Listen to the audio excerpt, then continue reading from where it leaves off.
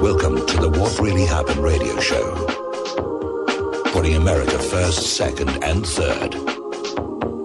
Here is your host, Michael Rivero. And aloha, America. Welcome to our show today. It is Friday, May 23rd, 2014, the last day of the month before the Memorial Day weekend. We're going to be talking about that a little bit further into the show here. A couple of program notes. In our third hour today, the lovely Lady Claire will be joining us for the entire hour, and we're already kind of into vacation weekend mode out here already, but we do have a lot of stuff to talk about today. The phone lines are open, 800-313-9443, 800-313-9443. Craig is sitting in our control room, twiddling the dials, making sure that the phones get answered when you call on in. Next Thursday, May 29th, James Fetzer will be our guest talking about Jim Norville's book about the JFK plot that was foiled in Chicago by Lee Harvey Oswald. And the implication here is that Oswald was, in fact, a U.S. government agent. He was on the inside of the group that was plotting to kill the president. He was instrumental in foiling one plot. The assassins realized he was the snitch, and they set him up to be the patsy for the successful assassination attempt in Dealey Plaza. And if you remember Oliver Stone's movie JFK, they make reference to a meeting between Lee Harvey Oswald and the FBI in which the FBI agent was ordered to destroy his notes after the interview. So, wheels within wheels within wheels. June 13th, Dr. Gilbert Levin will be joining us to talk about the latest developments from the Curiosity probe and NASA's hemming and hawing, and it sounds like they want to acknowledge they found life on Mars, but not admit that they sort of knew it back in 1976 and didn't want to say anything. So there's a lot of new developments there coming out. Also, sometime in June, we have not nailed the date down, but Norman Finkelstein will be our on-air guest. Now, this is, we're coming up here on the Memorial Day weekend, and obviously the corporate media is out there glorifying the people who got killed in these past wars for the bankers, and they're trying to sort of create this image of you will be remembered for all eternity if you go on out and you should die in the wars, and you will go to heaven and all these other things to just sort of keep the Army moving forward. But I think there's almost an ironic juxtaposition between Memorial Day and this scandal which is erupting within the Veterans Administration of taking our wounded veterans and just putting them on hold somewhere, waiting for them to die so the government doesn't have to spend money to take care of them. And I think it is a national shame. We'll be talking about that a little bit further in the show as well. Apparently Shinseki is vowing he's going to stay on, despite calls for his resignation. But again, it isn't Shinseki himself who did this. It is a systemic problem and a global attitude within the government itself. Remember what Henry Kissinger said. Military men are just dumb, stupid pawns to be used for foreign policy. Now, getting over to the events in the Ukraine, Vladimir Putin said earlier today what is obvious to everybody. It has devolved into a full-scale civil war. And Putin puts the blame on Washington for backing the overthrow of the elected president Viktor Yanukovych and putting in a junta. And Putin's absolutely right on that. The U.S. backed the coup against Yanukovych because he didn't want to shackle himself to the European Union. And the result is now chaos and a full-scale civil war. Of course, from the point of view of the White House, hey, that's what we do. And they've been doing it over and over again since the end of World War II. And sometimes it works and sometimes it doesn't. But whether it works or not, life for the people in those targeted countries becomes a living heck. Now, apparently, and we were mentioning this before, the troops that are still on the side of Kiev are not very enthusiastic about waging war on their fellow Ukrainians. And apparently desertion has become a major problem, to the point now where the Kiev troops are just shooting at the deserters as they run away. trying to keep them in line, trying to send them into to battle.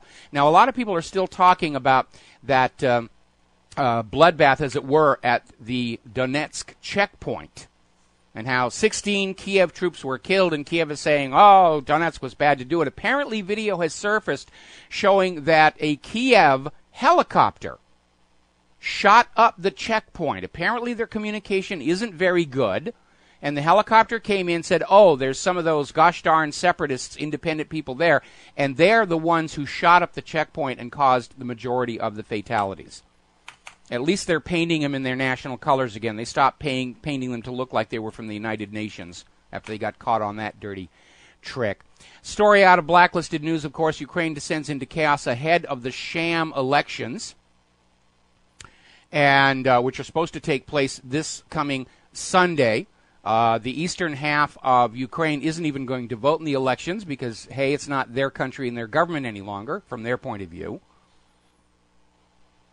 And the elections are already looking fake. First of all, you need to start out with a realization. All of the candidates being put forward are selected by the junta.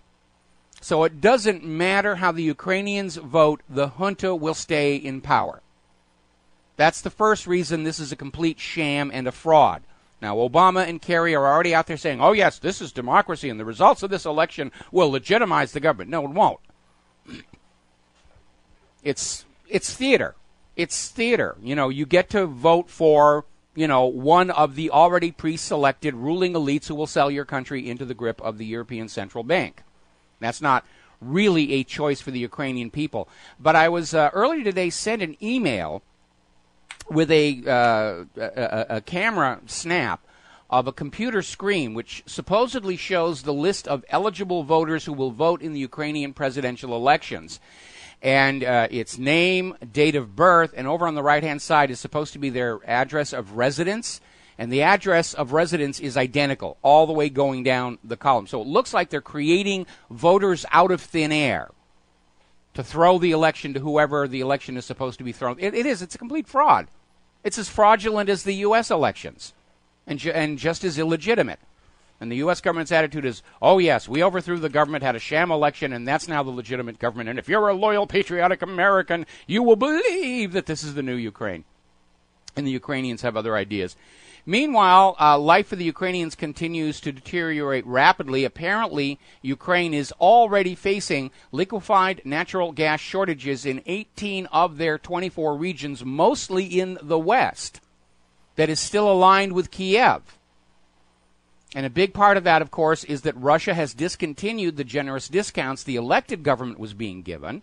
And so prices are going up. The Ukrainians don't have the money to pay it. They're already having problems all over the place because of this coup d'etat, because the money junkies at the European Central Bank and the Federal Reserve can't bear the thought of anybody on earth not living in perpetual debt slavery to their private central banks.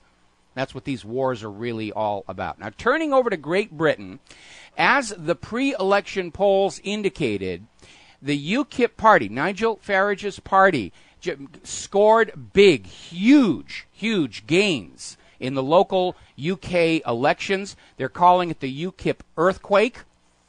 Gained huge amounts of seats. Nigel Farage could be poised to become Britain's future prime minister. And, of course, the Eurocentric politicians are horrified because Nigel Farage and UKIP are very much opposed to staying with the European Union. They have a strong immigration policy. They don't want all this open border stuff that's wrecking their economy and society, the way our open border policy here in the U.S. is wrecking our economy and society. And the voters have spoken. They're rejecting this whole globalist New World Order private central banking model. We got to take a break for commercials. We'll be back with more after these words from our sponsors. Aloha, America. Welcome back to our show. Now, this weekend, of course, the Pope arrives for his visit in Israel.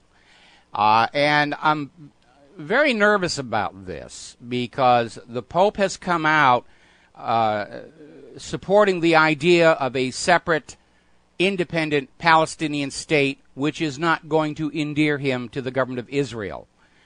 He is basically going to be touring around Israel, to the various holy... 15 minutes could save you 15%. Sorry about that. We had a pop-up commercial on my machine. Anyway, the Pope is going to be touring the holy sites in Israel without using the armored Pope mobile, which has been the practice of the popes ever since the assassination attempt on Pope John Paul II. And the reason I'm very, very nervous right now is that the U.S. and Israel have finally come to grips with the fact that people just aren't buying their propaganda to push for more war.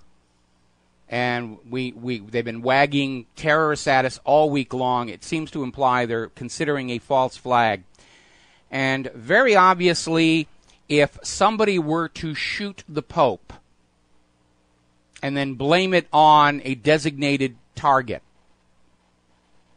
that could really kick off a real bloodbath. So we ran a poll on my website. Do you think an attempt on the Pope's life would be blamed on? And the choices were Muslims, which got 63% of the vote, a mentally deranged person a la Sirhan or John Hinckley, 19%. Russia got 10%, China 1%, other got 6%. But very obviously, if the Pope were to be killed and Muslims framed for it, that would enrage all the world's Christians, or at least the Catholics, against all the world's Muslims, and there'd be a new unholy crusade to deal with, and then Pope Benny the Rat could graciously come out of retirement and resume the throne of St. Peter. So I'm very, very worried, and I'm very concerned that the Pope's travels around Israel are very well documented in the Israeli media. They've put out a timetable of where he's going to be and when he will be there. It's just an open invitation for something unfortunate to happen. I'm sure the Vatican security is just going absolutely wacko over the fact that the Pope doesn't want to ride in an armored car. I'm hoping he's wearing his Kevlar vestments, okay, because the last thing I want to see happen is anything bad to the Pope. We're going to take a phone call here. Dustin in New Jersey. Aloha, Dustin. Welcome to the show. What's on your mind? Hi, Mike. Ukraine, sorry, it's going to be a cold winter over here. I don't know how they're going to be able to deal with what's going on now, but imagine the winter comes, and I just want to say if Russia should ask for prepayments for the oil from, like, Poland and all those countries that are, like, next to the Ukraine, just because, you know, they could pull I don't know if they have too much debt with Gazprom or whatever, but, you know, if I was Russia, I would have them prepay also. Well, obviously, you know, Russia did demand prepayment from the junta in Kiev. Kiev has now refused, which opens up the possibility after the 1st of June of the valves being shut. Now, Russia has already assured Europe that the contracted for amounts of gas for Europe will continue through the pipelines.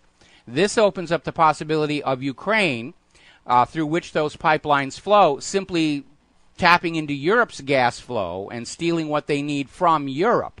That would put Europe in a very awkward situation. Are they going to blame Russia? Are they going to blame Ukraine for the shortfall coming out of their pipes? And, of course, we have the U.S. government assuring Europe that if there's a shortfall, it'll be covered from here in the United States of America.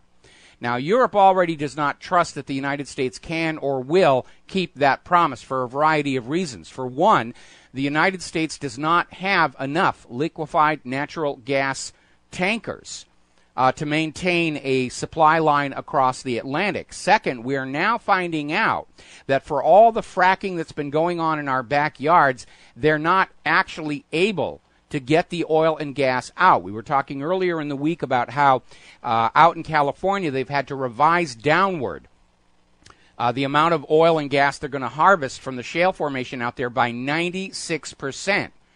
Now, the oil and gas is still down there, but what they're admitting is with the current fracking technology, it's not actually reaching the oil and gas the way they thought it was going to. It's a complete and utter failure. And the fracking industry is already out there saying, we're going to develop new technologies that will allow us to harvest that oil. I don't know what that means. Are they going to put an atomic bomb down there to shatter the rock so they can get the oil and gas out? I'm sure that'll kick off a lot of quakes out there in California. But it is... I saw that Russia, Putin says they have 30 years left of natural gas, which would probably be 50. So, you know, he can outlast, like, anybody.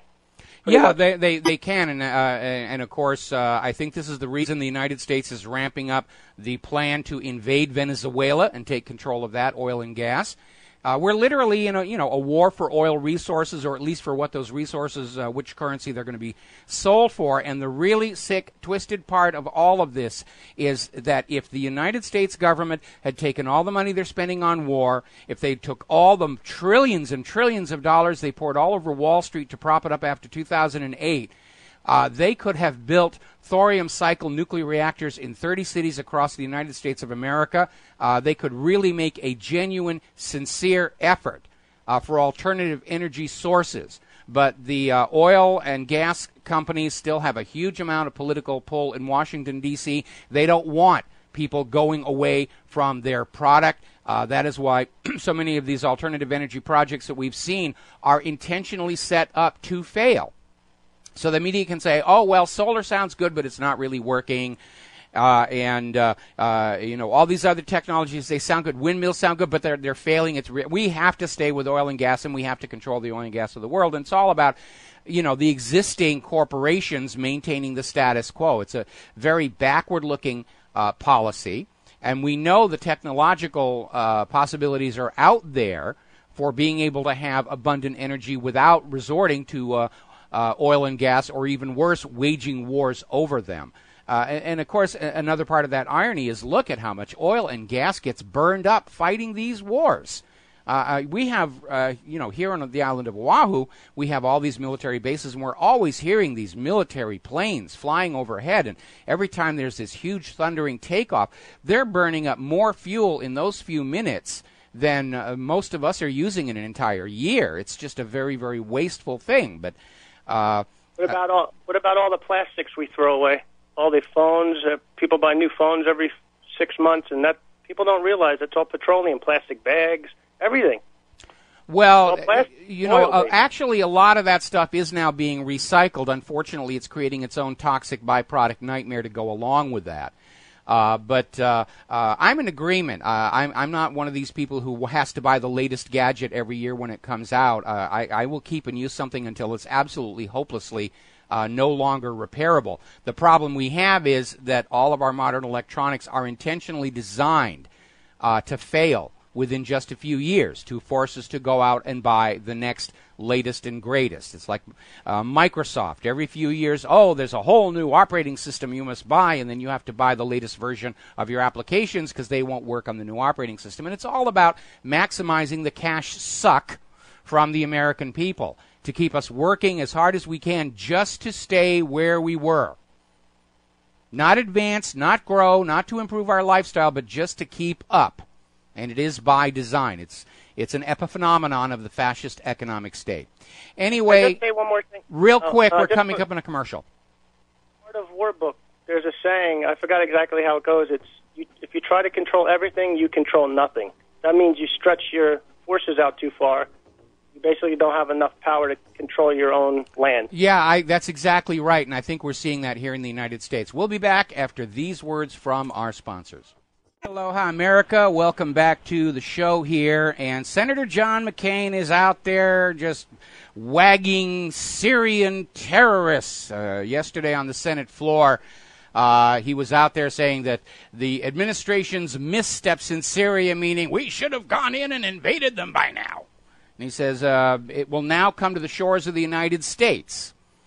McCain's idea is Syria is the new breeding ground for al-Qaeda terrorists, and Americans have gone over there to train how to be al-Qaeda terrorists and are returning to the United States to carry out terrorist attacks on U.S. soil. Which means they are seriously considering a new false flag terror attack to trick you American people into agreeing to more wars of conquest. They can't get anything going in Syria. They're absolutely terrified that Assad is going to win re-election, which would absolutely destroy the entire American rationale for intervening in that country. Earlier in the week, we had another story pushing this idea that American citizens are learning to be terrorists in Syria and they're coming back and U.S. intelligence can't find them.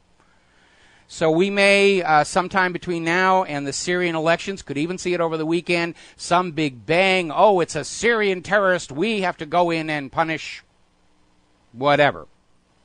The problem with that, of course, is that the terrorists in Al-Qaeda are opposed to Assad. So they're going to do a little double shuffle on you. They'll say, oh, Syrian terrorists attacked us. It's all Assad's fault. Because they're desperate to just get that invasion of Syria going somehow before Assad wins re-election.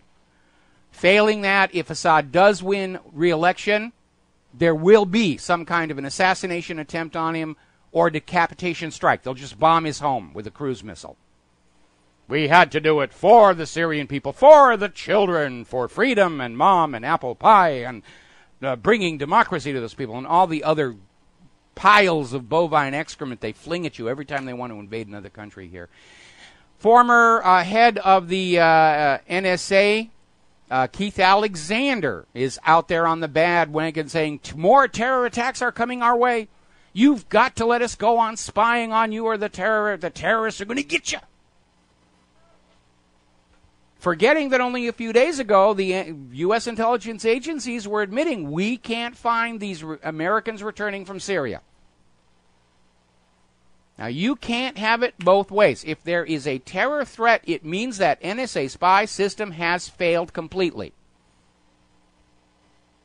And that is definitely going to be a quandary for the U.S. government, because when there is another big bang in the United States of America, we're all going to stand up and say, well, see, it proves all that NSA spying on us, the TSA crotch groping at the airport, none of that really works.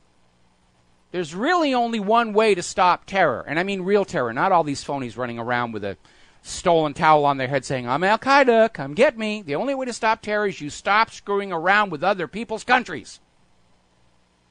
But the U.S. government loves to screw around with other people's countries. They've done it at least 50 times since the end of World War II. They think it's their divine right to screw around with other people's countries. And when the people who are in those countries being screwed around with get upset, the U.S. government tells us, oh, they just hate us for our freedoms. Anyway.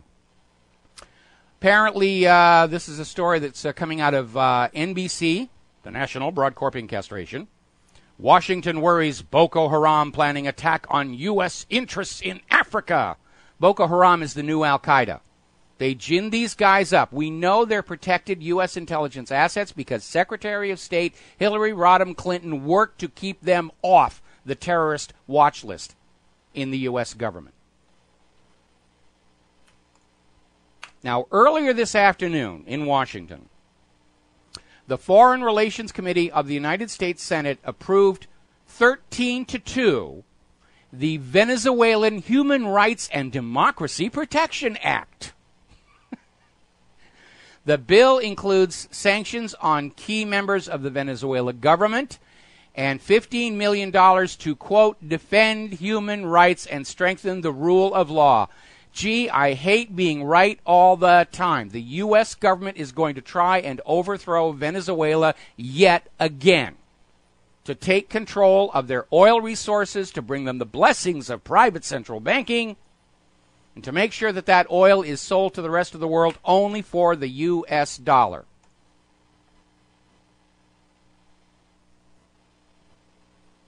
Now, a very alarming article just came out in the Washington Times.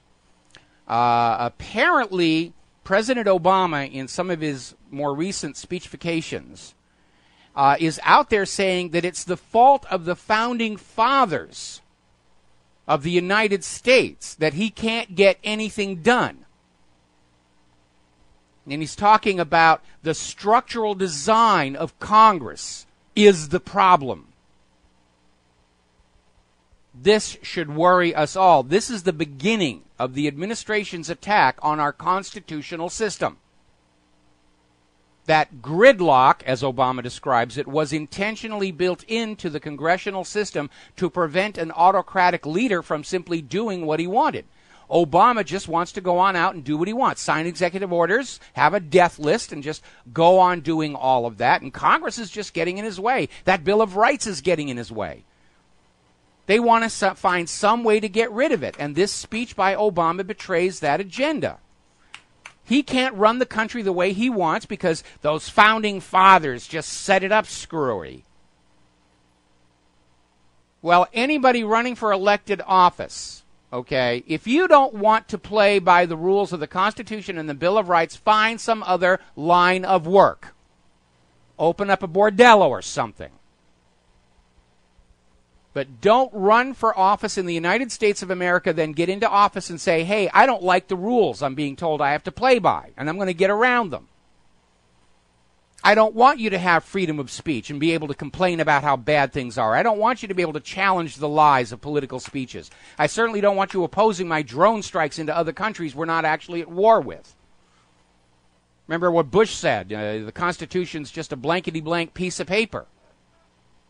That's the attitude of our current ruling class. The Constitution and the Bill of Rights and will of the people is just getting in the way.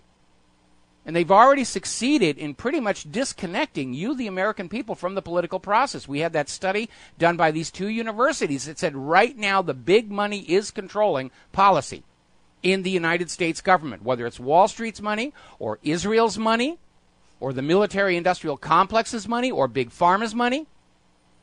You, the American people, are cut out. They don't want to listen to you. They don't dare have an honest election.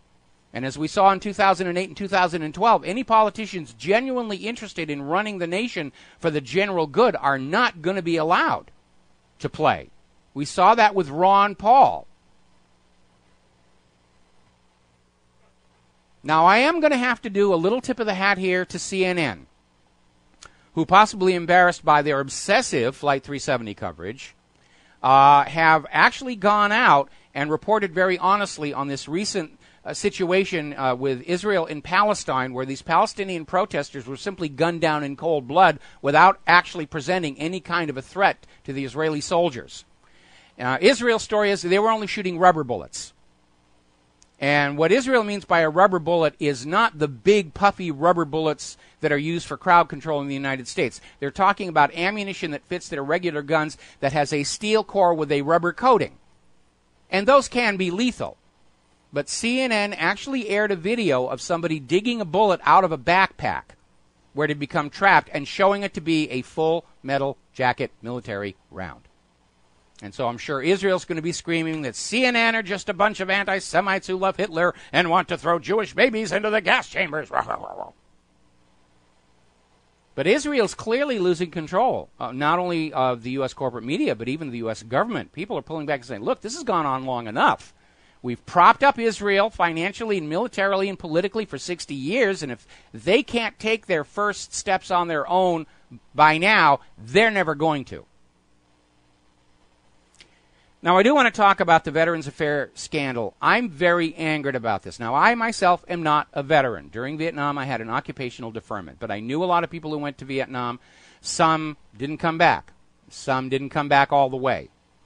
Claire and I have family who are currently serving in the military.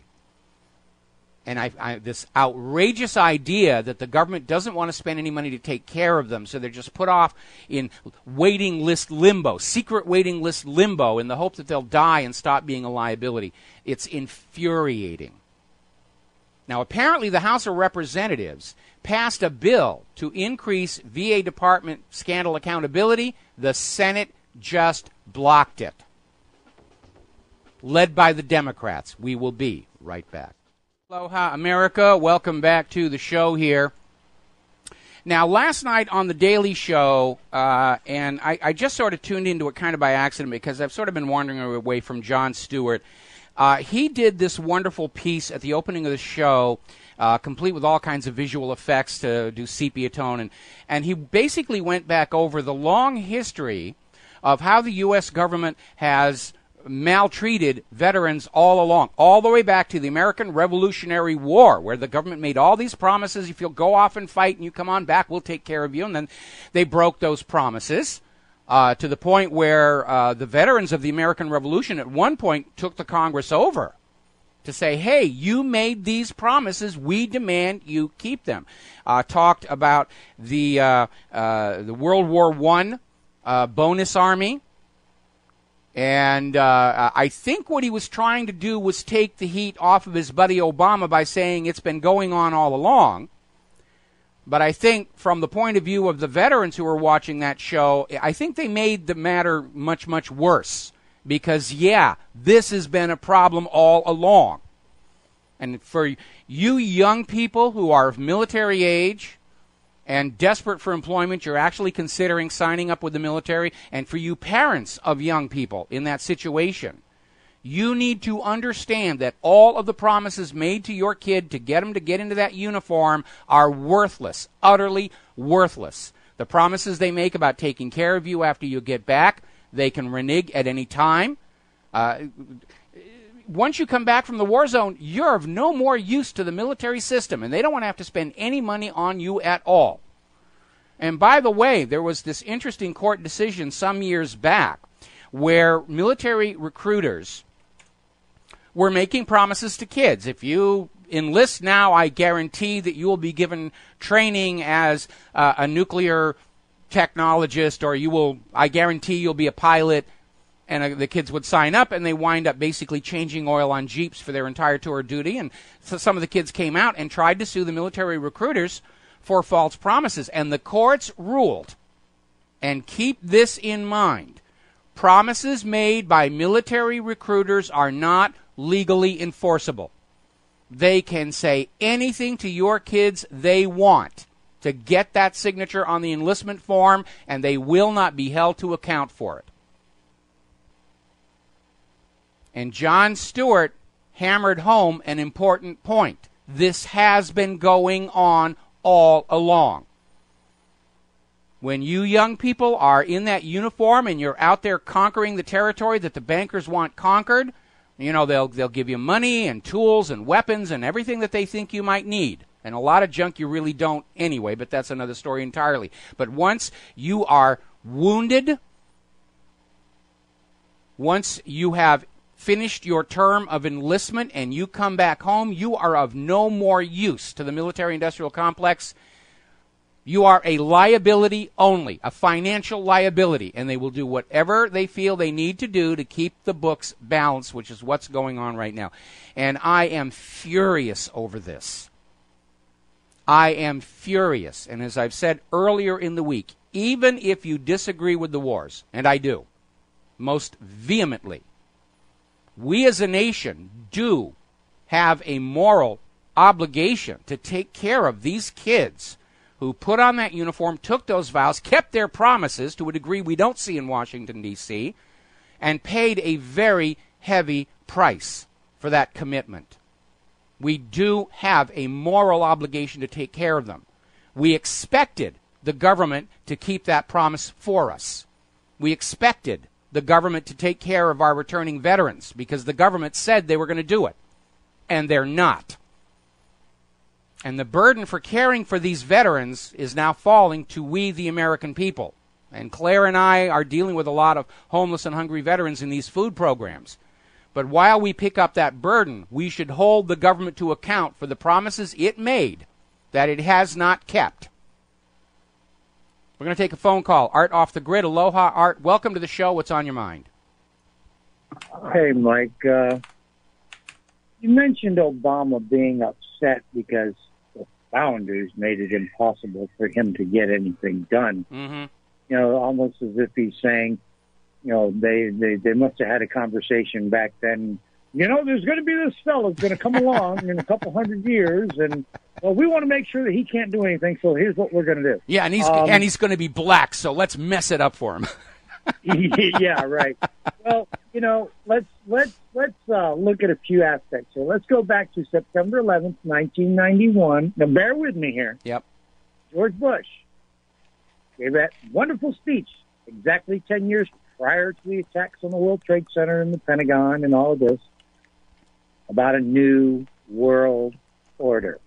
Now, he gave two separate speeches in which he invoked the New World Order. Now, that's Bush Sr. He also stated sometime shortly after September 11th, this would be a whole lot easier if it were a dictatorship, as long as I was the dictator. Well, that was the younger Bush. Then, of course, we had Mr. Clark on the Council of Foreign Relations, who said after September 11th this would be the perfect opportunity for the president to do what? Go after the New World Order, as his father spoke.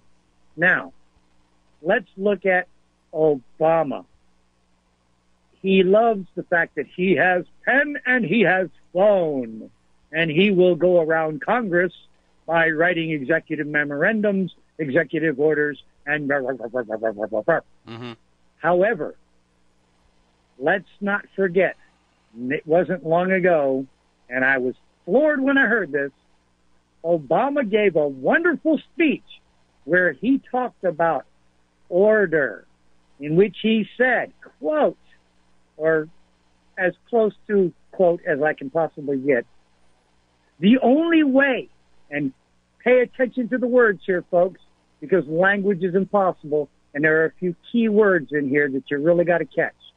The only way to ensure international order, he didn't say global order, he said international order, is for the individual to surrender their rights to an all-powerful government. Okay, now I have to stop you there, okay, because I was sent that video and it was edited out of context. So he hasn't actually said that, although it appears he may, in his own heart of hearts, believe it. So let's be accurate and fair and honest. That video, it was sent to me, and it turned out it was because I was looking at it and saying he may think that, but to come out and say that is a very politically dangerous and reckless thing to do. And so it did turn out it was edited out of context. So that video doesn't apply. But we do know more recently that we've been hearing statements by Obama where he's saying anybody who doesn't trust the government is wrong-headed. We had Kerry is out there, pushing that whole thing about you should trust the U.S. government. We had that bimbo over on MSNBC who called anybody who questions the official story of anything morally reprehensible. And led by Newsweek, we are now seeing an organized, concerted effort to go after independent media. They're still trying to smear us as conspiracy theorists and climate deniers, and PBS had a show the other day saying that anybody who denies the reality of global warming ought to be arrested and thrown in jail. Shades of Galileo. Unfortunately, and again, the reason the Founding Fathers set up this system the way they did was they understand politics are going to attract some very, very bad people who are going to let the power and glory go to their head, think they're gods, and say, the world would be so much better if people would just do what I tell them to do. And that's not the way it's supposed to be. In fact, the president isn't supposed to have that much authority at all. The reason it's called the executive branch is the president is supposed to execute the will of the Congress. Congress is supposed to have that power. The president's veto check on Congress is so he has the ability to throw some cold water on some darn foolishness when it shows up. But the executive order was, first of all, it's not even in the Constitution. It is a convenience by which the president is supposed to execute the will of the Congress, but he's not just supposed to make this up out of thin air. In fact, the way it's normally supposed to work is the president will write an executive order. It goes in the Federal Register. Congress has 30 days to overturn it. Congress, unfortunately, pussies out on that. We got to take a break for our top of the hour break. Art, we're going to let you go here. Thanks a lot for the phone call. We will be right back. And aloha, America. Welcome back to the show, hour number 2. And I got a story for you. You're going to love this one. Okay? And it reveals more of what you need to know about the kind of people who seek high political office. Now, we all know what Twitter is, and we're all using it. I use Twitter an awful lot here. And we are used to seeing celebrities and politicians brag about how many Twitter followers they have. And of course, over the last couple of years, we've come to understand that a lot of Twitter followers can be manufactured and faked. There are actually companies who will do that for a fee, is just load up your Twitter account with so many people being followed. So there's a very interesting story that just came out of Daily Mail. And apparently somebody actually went out and found a way to determine whether Twitter followers are real human beings or something created on a computer. And they started ranking people who had the most fake Twitter followers. Number 1 on the list, President Barack Obama. 19.5 million of his Twitter followers don't seem to really exist. Second place, Vice President Joe Biden, followed by First Lady Michelle Obama, and the White House communications shop. It's part of the illusion. It's part of the matrix to make you think these people are popular and loved, and you shouldn't speak out against them because you're just going against the flow of society at large. It's all an illusion. And I want to make an important point here. All of my Twitter followers are real. Both of them. We're going to go to the phones. John in Barbados. Aloha. John, welcome to the show. What's on your mind? Hello, Michael. Aloha. Aloha. I'm looking at the... Aloha. Yeah, there's been developments. Greystone, Ukraine. Yes. Mercenaries. Yes. Apparent. My newfound friend, the journalist for the national newspaper of this country, had a telephone call from the U.S. Embassy. Apparently from an unlisted number in that U.S. Embassy. And he used the 1471 and found the number because he was out of the office at the time, rang it, and got no reply. It appears we are stirring a hornet's nest in this little quest to expose Greystone as black water.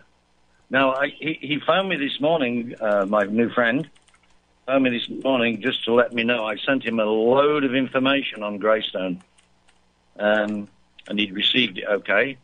And he's now writing another article. But this phone call, why would the U.S. Embassy be interested in a private company called Greystone? Well, we already know that Greystone is a subsidiary of Blackstone Academic Sea, whatever they're calling themselves this week, and one of the largest customers of these mercenary services is the United States government. So, yeah, they're going to be tangled up together. I'm sure the agricultural secretary at the U.S. Embassy, which is usually the CIA chief of station, is probably coordinating and passing information back and forth to these hired mercenaries. Officially, the U.S. is claiming there are no American citizens on the ground in Ukraine. Germany was saying the same thing, but now the German parliament is conducting their own investigation because they're convinced that German nationals working as hired mercenaries are on the ground in Ukraine, targeting these separatist independence movement. Now, as I reported earlier in the show, the army of the junta in Kiev is having a major problem. They're not doing very well.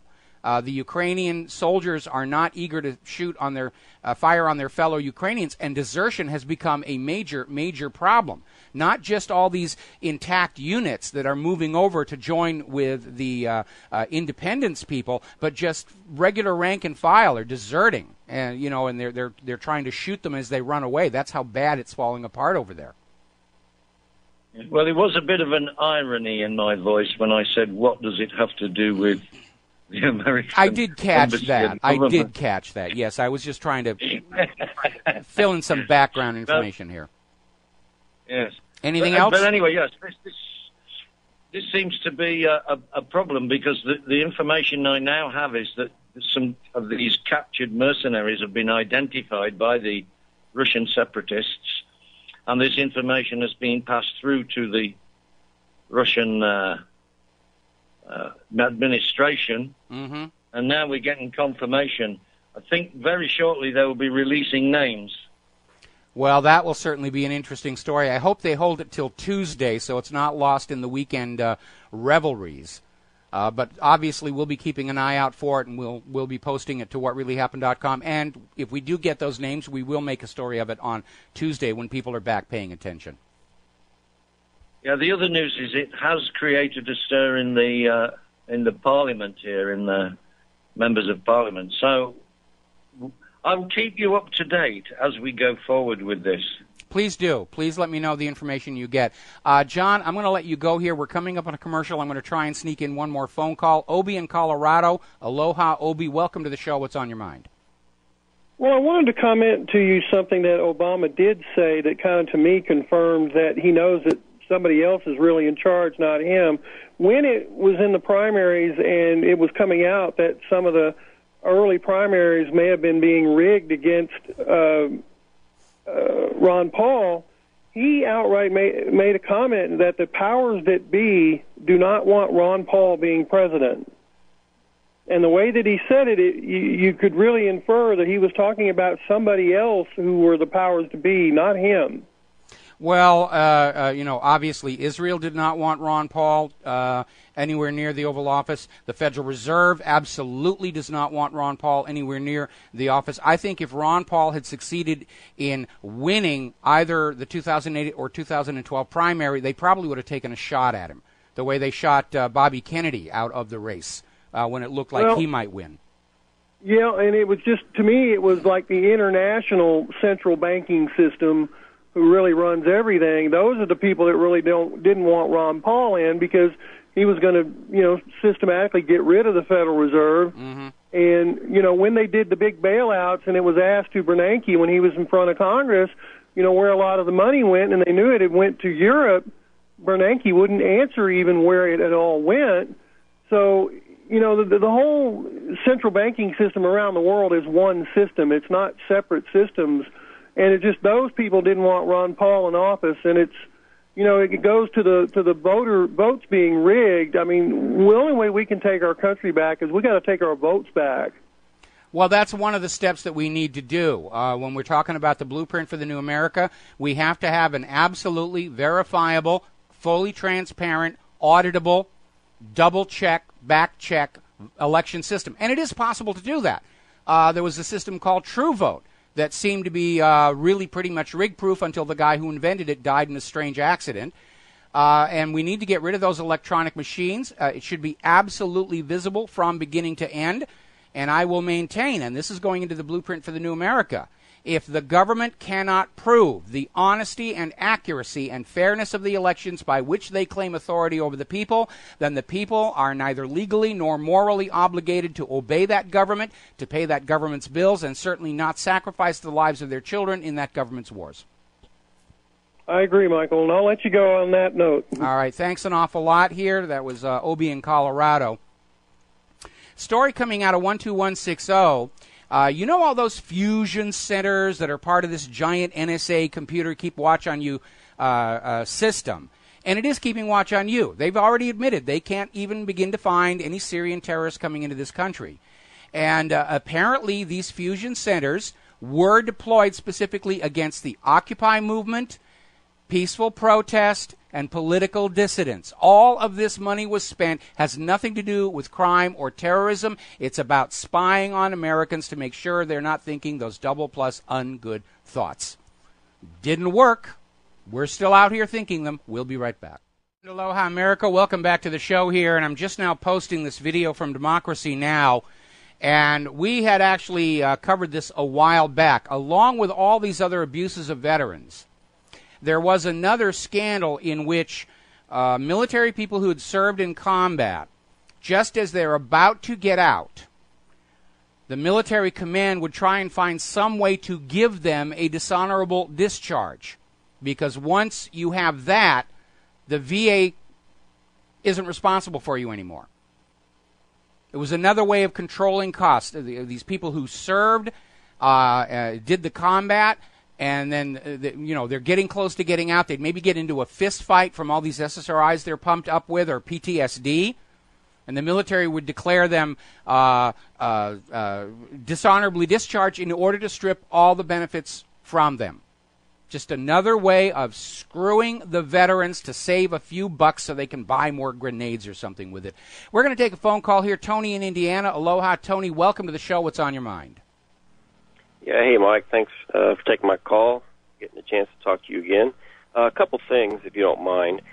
I really appreciate your passion and zeal talking about the potential World War III scenario with Russia, Ukraine, China, and all those shenanigans going on over there. But I would like to, I don't know what word I'm looking for, caution you, your other RBN hosts, other hosts on other networks. Mm-hmm. You got to remember, Eugene Debs was thrown in prison under the Espionage Acts during World War I for being an anti-war speaker, that famous speech he made in Canton, Ohio. Maybe some of your listeners can look that up and read it. Well, I mean, Tony, everybody who's out here working to restore the Republic And, we all understand that's a risk. We're not naive. We're not children. I mean, I've been doing this for 20 years, during which I've been harassed, attacked, my servers constantly being hacked. I don't talk about it because I don't want to encourage it, but it's a reality of life. And, yes, we have seen people be killed, people who are on the verge of breaking big stories. They seem to have strange accidents, a lot of people dying of pneumonia, a lot of bloggers. It is a reality. We have a lot of fallen comrades at this point. And anybody who's out here who's going to be trying to stop this world war and stand up to the money junkies, we understand that people who do that do get killed, including presidents of the United States of America. Yeah. And again, I'm just, for me saying this, coming from, I was public school educated. I'm learning more after I'm out of high school than what I did know, and it's just that a lot of people don't realize the Espionage Acts, hell, go all the way back to Alien Sedition Acts. But anyway, my other point, and I'll let you go, Mike. I appreciate your show. A lot of people are nailing Obama to the cross, and rightfully so, about the VA shenanigans that's going on. But how come no one is saying anything about the congressional and Senate oversight committees that govern the Veterans Affairs? Well, you're absolutely right. They should be. And again, on last night's Daily Show, Jon Stewart made the point. This has been going on all along. It isn't just Obama. It isn't just Shinseki. It is an attitude that infects the government and the military high command completely, that once these kids are no longer able to go on the front line and carry out their duty, just get rid of them and cut costs any way that you can. In fact, Craig over in our control room was sharing with me that apparently there are some new laws coming up where if you are a veteran and you get 3 Class C misdemeanors in a year, they can cut off your benefits. And if you get a felony, that's it immediately. They're just looking for excuses to not have to spend money on these kids who were injured and crippled in these wars for the bankers. Yep. Perfect, Mike. Good show. All right, thanks an awful lot. Now, with regard to the Espionage Act, obviously, I'm not in possession of any classified information. I haven't been in possession of classified information since 1972, I think, when I was still with NASA. And as far as the Alien and Sedition Acts, sedition is a crime that was invented to punish people for telling the truth about the government. And that was imposed on the colonies by the British Crown. And that was a big reason for that First Amendment to be there, to say the government cannot punish anybody for telling the truth. The First Amendment is there to protect the truth. It's not there to protect lies, although politicians are now trying to go to court to say that campaign speeches are protected speech under the First Amendment, meaning that anybody who stands up and says you're lying in this campaign speech can now be prosecuted for infringing on their First Amendment rights. That's how twisted this thing has become. We're going to grab another phone call here. Peter in Los Angeles. Aloha, Peter. Welcome to the show. What's on your mind? Yeah, hi, Michael. I'm calling to basically give kind of a brief snapshot as to where we are and how quickly all this is eroding. And I just want to bring up that I'm talking about our civil liberties. Yesterday, we had the legal architect of Obama's secret laws for enabling the murder of American citizens anywhere in the world without trial, without anything, without charging the person with a crime, without answering to anybody. A guy named David Barron was confirmed to the second highest court in the land, the U.S. Circuit Court of Appeals. Like Himmler's lawyer, basically, got a lifetime appointment. Mm-hmm. And also yesterday we have the House rejected an end to the use of force measure. They were going to actually vote down the authorization for use of force that Okay, I was going to cover this a little bit later. I want to go back to the first one.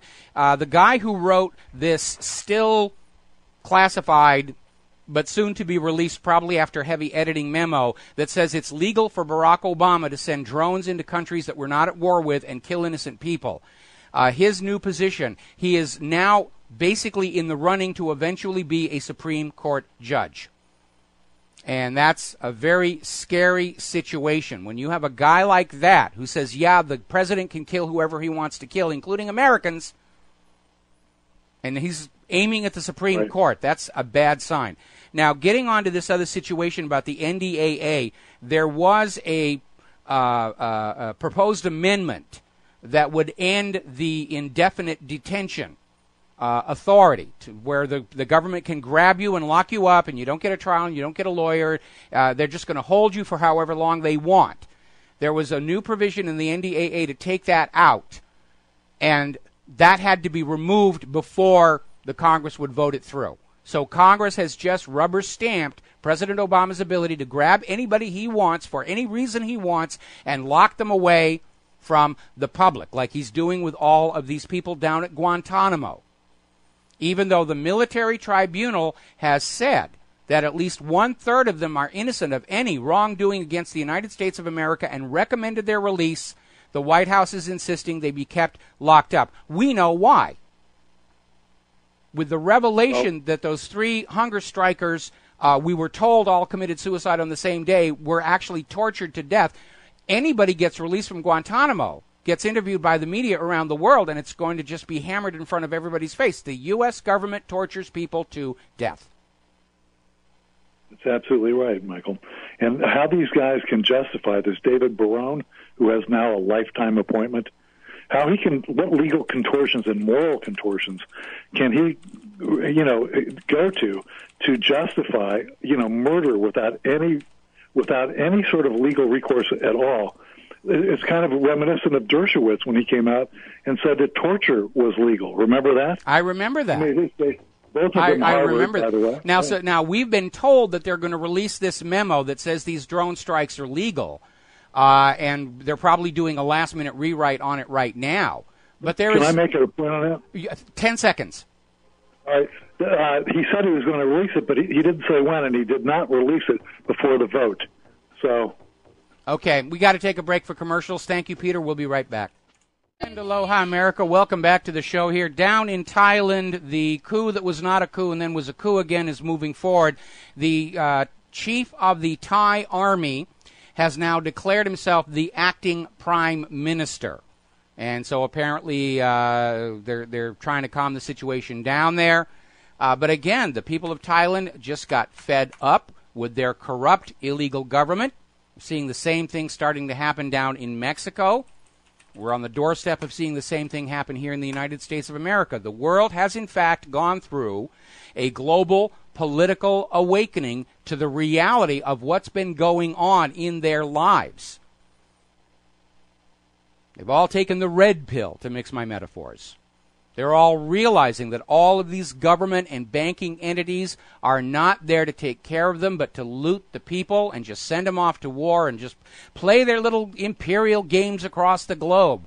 The difference between our current society and medieval Europe really isn't all that difference. It's still the rich getting richer, the poor getting poorer, the arrogance of power, and endless wars of conquest. Now, getting over to the IRS, some interesting developments there. The IRS announced that it was going to start over on defining the rules governing Tea Party groups and other nonprofits for political speech. Then they said they're going to delay it and had no timetable to do it. This is more political theater.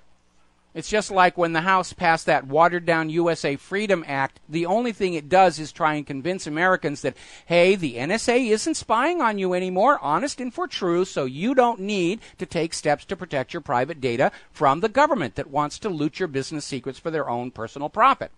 And this is more of the same thing. We're going to revise the rules. The IRS is going to be much better behaved in the future. Well, that's complete nonsense. The IRS wasn't following the existing rules to begin with. And it will likely break the rules again in the future when so ordered. And we now understand that there was coordination between the highest levels of the IRS and the White House over the targeting of political dissidents. It wasn't a rogue official in the Cincinnati office. Oh, my stars and garters, they lied to us again. Now, apparently there is an email that has come out, or rather interview at a Department of Justice section chief by lawmakers from the House of Representatives which have brought out the fact that the Internal Revenue Service and the Department of Justice colluded in a plan that was intentionally stated, find a way to criminalize free speech by opposition groups. And neither the IRS or the Department of Justice are legally allowed to do that. They were in complete violation of the law and the Constitution to do that. Remember what Chief Justice John Marshall said? The power to tax involves the power to destroy. And the IRS is now waving that power around on full display. Because earlier today, the IRS announced that 318,000 federal workers owe $3.3 billion in back taxes. So if you're struggling with back taxes, don't feel alone. You got a lot of company all across the country. That includes 714 people working for the House and Senate. And I'm sure we're all out here saying, well, you know, if the government people aren't going to pay their taxes, why should we? You know, they're paid more than we are anyway. But I think the other reason the IRS issued this announcement at this particular time, this is a veiled warning from the IRS to stop investigating this targeting of political dissidents scandal, or the IRS is going to start going after the federal employees, seizing their bank accounts and other forms of harassment. This is the IRS setting itself up as a power, opposing the federal government, saying if you continue to investigate us, we're going to start going after your workers. Now that, I think, fits the definition of terrorism as set forth in the USA Patriot Act. Now remember, the IRS, as that commercial says, it's a private company. It's not part of the government. It works for the Federal Reserve System, which is also a private company, not part of the government. It's no more federal than Federal Express. And we have Alan Greenspan on video saying the Federal Reserve answers to no government authority. They see themselves as the true rulers of this nation. And the timing of this announcement by the IRS that 318,000 federal workers are behind on their taxes is a warning shot from the IRS. Stop digging into this matter or we're going to really start messing your people up. That's what it is. It's a threat. It'll be interesting to see how the federal government responds to this threat. I mean, if some Arab on the other side of the world says death to the great Satan, it's headline news and they send in a drone strike. But now we have the Internal Revenue Service implying a threat against federal workers who, like the rest of us, are dealing with severe financial hardships and ever higher taxes. And now the IRS has implied a threat against federal workers. I think that has to be answered. All righty, let's see. Story here over at 12160, disappearing tax base among states. And they're starting from the idea that New Jersey basically announced a massive budget shortfall at the end of the first quarter and saying they're not alone. It's happening to states all across the country. Why is it happening? Well, I'll tell you. For political reasons, all of these state governments are basing their economic forecasts on the U.S. government's unemployment figures, which we know are total junk. The U.S. government is still maintaining that the unemployment rate in this country is only 6%, going from the U.S. Department of Labor Statistics' own numbers of the number of Americans available to work versus the number of people who actually are working. The jobless rate in this country is pushing 60%, almost 10 times what the government says it is. So all these state governments, their budget people get together and they say, well, we've got 6% unemployment rate according to the federal government, and they run their little calculations and they say we can expect this much in tax revenues this coming year, and they're not getting it. And because all these people at the state government see their jobs as on-the-job training for the big promotion to Washington, D.C., they don't want to stand up and say, look, the federal government's lying about these numbers.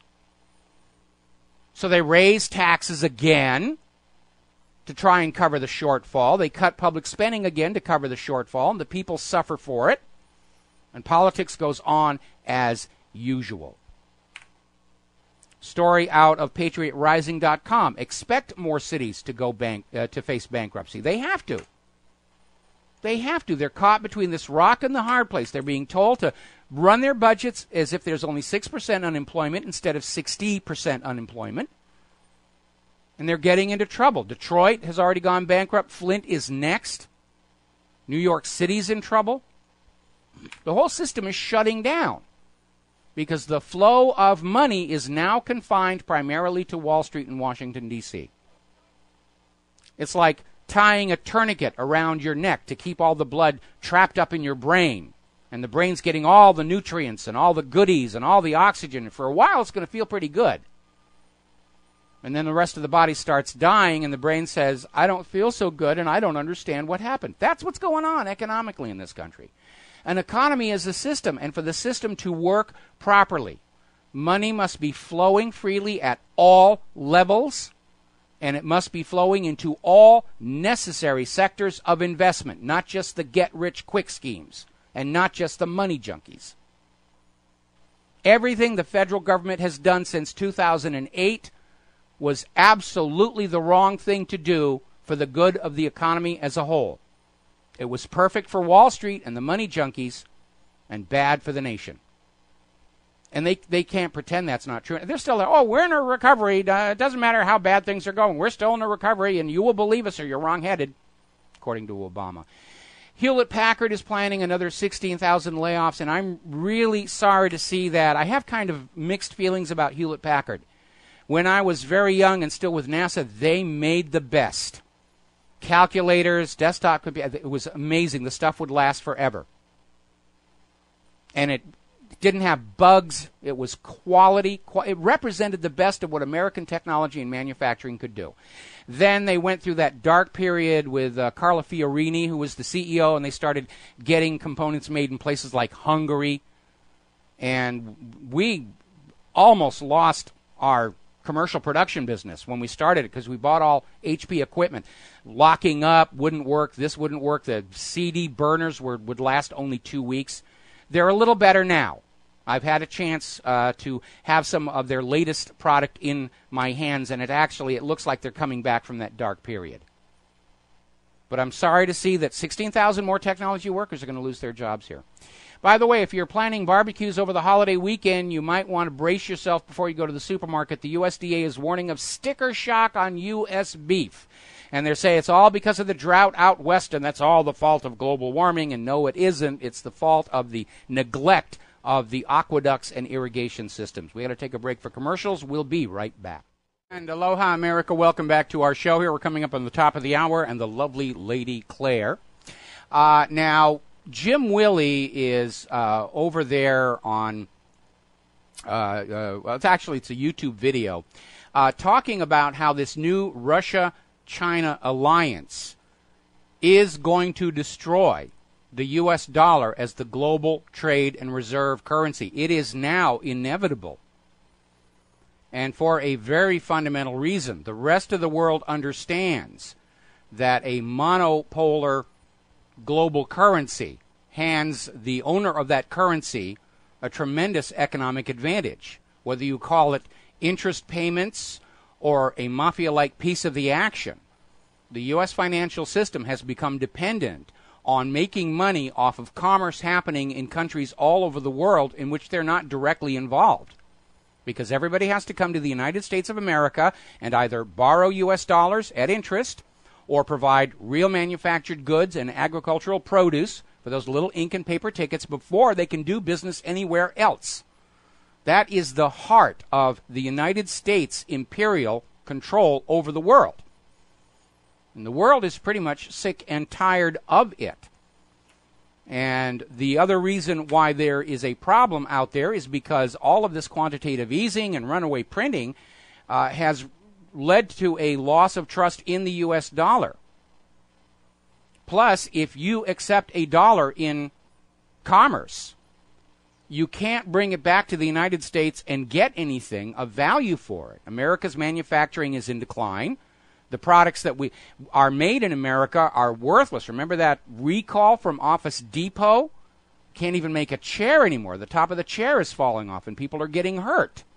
And nobody wants to buy America's agricultural produce anymore because of that disastrous experiment with GMO.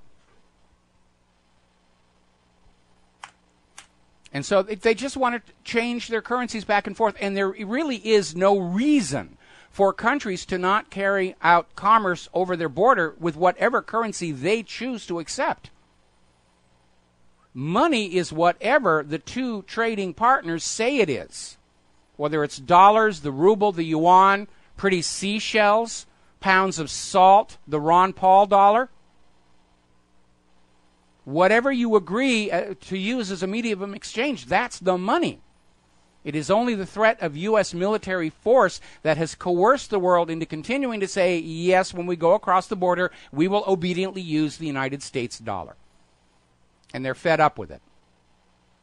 And the reason they're fed up with it goes back to actions by the Federal Reserve and by the United States government that have undermined global trust in the U.S. dollar. Now, they've had some help. Barclays has just been fined $40 million for manipulating the price of gold over the last 10 years. We've been telling you all along, the indications were the price of gold is artificially being kept down because they don't want you to empty your savings account, even with the negative interest, and put your money into physical silver and physical gold. They don't want you to liquidate your stock portfolio, put it into physical silver and physical gold. They need you in the stock market so they can make money off of you. They need you in the banking system so they can grab the cash whenever they need to. If you're operating outside that system, you're invisible to them. And there is a growing off-the-grid economy in this country of people who are just doing direct swaps, trades, barter, whatever you want to call it. And the government's in a panic because they can't track that or put taxes on any of it.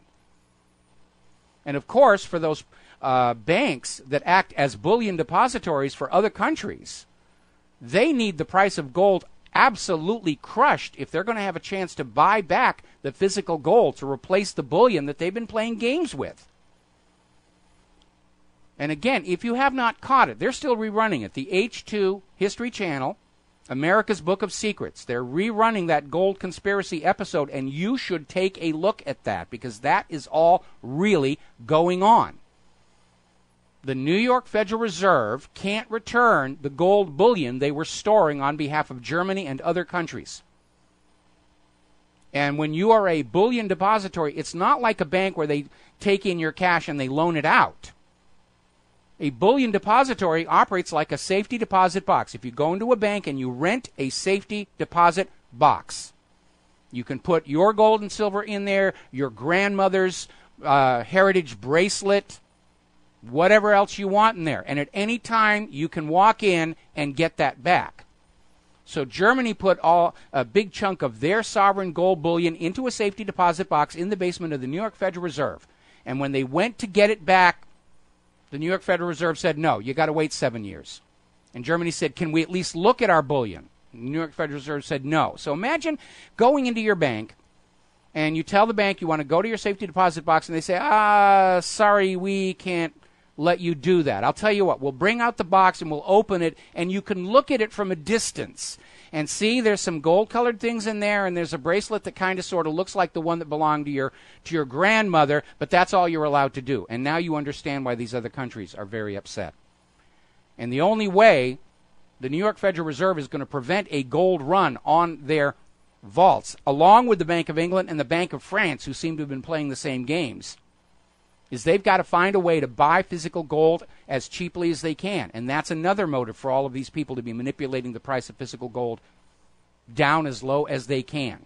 And if that doesn't work, I guarantee you the federal government will outlaw private ownership of gold coins and gold bars. Just like Franklin Roosevelt did in 1933.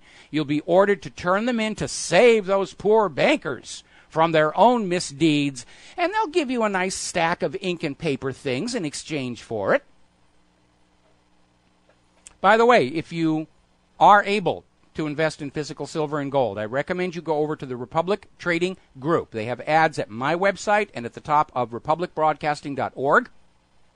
Sorry, that's Republic Broadcasting. Yeah, it is republicbroadcasting.org. I was going to put the network in there. Click that ad. They will get you set up with gold and silver rounds and bars at a really good price, and part of the proceeds from those sales do fund our network, and we need your help. You know, we're running right on the edge. We're having to dig under our seat cushions for change just to buy a new cable for the control room. So please make a point of hitting that donate button over at Republic Broadcasting. All righty, moving on right along here. Over in Greece, if you want to see where the United States is headed, Greece, the government of Greece, has had to sell 110 of the best beaches in the country to private owners to try and pay off their debt to the European Central Bank. And that is really the scam. The private central banks buy their way into control of the nation's currency. They issue that currency as a loan at interest. It's all ink and paper and numbers in a computer. And when the debt gets up really high, they tell the government, well, you've got to privatize the public property to settle this artificially created debt. So they wind up owning the real hard assets of the nation. Now, it was for this reason that the Founding Fathers added the Enclave Clause to the United States Constitution, so that federal government could not own the public land. It's the property of the states and the people, so that the federal government could not grab that land and sell it to pay off their debts or pledge it as collateral on borrowing. Of course, we know the U.S. federal government has violated that clause and now claims ownership of roughly 1/3 of the nation, which is what's led to these confrontations out west with the ranchers. And unless they are stopped, the U.S. will soon be doing the same thing as Greece. They're going to sell off all of our public beaches, our national parks, and all the rest of it. And it'll all be turned into hotels, gambling casinos, and gated secure communities for the 1%, money junkies. That's where they're trying to take the nation, where they own it all and you live your life as a serf in permanent servitude. The American dream of people owning the land is being murdered before your eyes. And we're being dragged back to feudalism, where the land owns the people. That's what they're really trying to do. The money junkies hated the American experiment. And now it looks like they're finally going to succeed in killing it off. We're going to take a break for our top of the hour blurb. Back with the lovely Lady Claire after these few words. Aloha, America. Welcome back to the show today. And for those of you watching on BAM User TV, this gorgeous creature sitting behind me is the lovely Lady Claire, who's finally back for the full third hour. Yes. After spending all of her time on music, that composing stuff that you think is so important. Yes. What's the first thing you want to talk about? Well, there has been an article appearing in Zero Hedge, which is usually pretty straight on. And what it says is that Russia has prepared a confidential retaliation document as Ukraine is set to hold NATO accession referendum. Whoa. That's faster than a speeding matzo ball through a bowl of warm chicken soup. Well, they have to do that. I mean, the reality is Ukraine is not a member of NATO. Yet. And, no, here's the point. At the moment. Yeah. And up to this point, not a member. And so NATO has no legal justification to be inside Ukraine or sending in ships to the Black Sea. Mm-hmm. And so what they're trying to do is they're going to try and ramrod through Ukraine joining NATO to retroactively legitimize this outright act of aggression. Yeah. And unfortunately, with this vote, quote unquote, in Ukraine on Sunday, these people have all been vetted as pro-Western, pro-U.S., pro-Eurocentric, pro-IMF, pro-World Bank. So the people of the Ukraine have absolutely no choice as to who they get. It's basically you get to pick which particular guy is going to kick you in the butt for the next several years. Right. And it isn't a real election, even though Obama and Kerry are trying to say, oh, yes, it's democracy in action. No, it isn't, because the Ukrainian people were not allowed to select their own candidates. Right. And of course, neither are we. Again, Ron Paul in 2008 and 2012. Yes. Apparently, RIA Novosti is reporting that Russia has prepared a document with measures in response to Western sanctions, citing Kremlin advisor Andrew Belousov. And he says, I can say that while it is not a strategy, we do have a tactic. And it will focus on individuals, companies, sectors, whether they are comprehensive and systemic, or if they impact the banking system. Nudge, nudge, wink, wink. Well, what they're basically saying is that Russia does not want to provoke or escalate the situation, but they are prepared to match point for point sanctions coming in from the West. And I am sure that Putin is not particularly happy with the news that Ukraine is probably going to hold this NATO referendum session vote as soon as June 15th. It's really only a couple of weeks away. Well, we already know there's massive fraud taking place in Kiev in terms of the elections. We documented that earlier today here. Yep. But I think, to be very honest, from the point of view of Putin, I don't think it's that big a deal because he understands he's up against NATO anyway, whether it's official or not. Right. And if Ukraine does become part of NATO, NATO has the ability to place troops. Well, we already know there are troops on the ground in Ukraine. It's covert. It's mercenaries. At least at the moment. And we have NATO forces deployed in the surrounding countries and in the Black Sea. Mm-hmm. So the reality, the fact on the ground is NATO is already projecting power into Ukraine following this coup d'etat against the elected government, and simply saying that Ukraine is now part of NATO doesn't legitimize it any more than when Germany ran into these other countries in World War II and then declared them part of the Reich. Didn't legitimize that either. Right. I'd like to move a little bit to Syria, Israel, and the Middle East. Okay. And there was a very interesting statement made by the IAF chief and Major General Amir Eshel, responding to news of budget cuts, etc., etc. And he insists that the Air Force is ready to defend Israel from any threat, especially, Syria. Now, I've got a little bone to pick with this guy. And the bone is, why in heaven's name would the Syrian military do something pig-headedly, ham-fistedly stupid as to attack Israel and right on the eve of the Syrian presidential elections? And, Major General, the short answer is, it's not going to happen.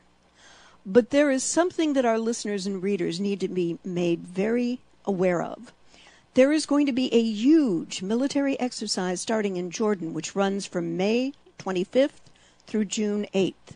And as reported in Army Times today, roughly 6,000 American troops will take part in this year's Eager Lion exercise in Jordan. They're being pre-positioned. Yeah. Right. Here's what's going on. Yeah. The United States does not dare allow the Syrian elections to happen because Bashar al-Assad is running for re-election, and it looks like he's probably going to win. And should that happen, it immediately destroys the entire U.S. justification for intervening in Syria. Right. If he wins a popular vote, he's obviously not a cruel tyrant who's oppressing his own people. And so I think the U.S. can be counted on, or Israel can be counted on, to stage some kind of a false flag or provocation to take those 6,000 pre-positioned American troops in Jordan, send them across the border into Syria, and just stomp on the thing. I mean, we've got McCain out there saying Syrian terrorists are coming back. There could be a false flag attack in the U.S. Oh, it was Syria. We've got to go do it.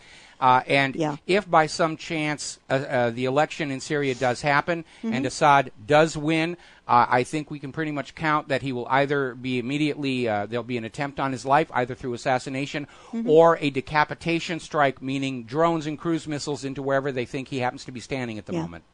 And the distance between Jordan's capital Amman and Damascus is only 109 miles. Now, Mike, I am not exactly a slouch using a search engine. But other than the U.S. and Jordan, I couldn't find the names of these other countries which are participating. Isn't that amazing? Yes. And there is no mention, and I looked very carefully to see if Israel was a part of these drills this year. But you can't find it anywhere. I'm sure that they are, but it's going to be hidden. Israel wants to keep its hand hidden.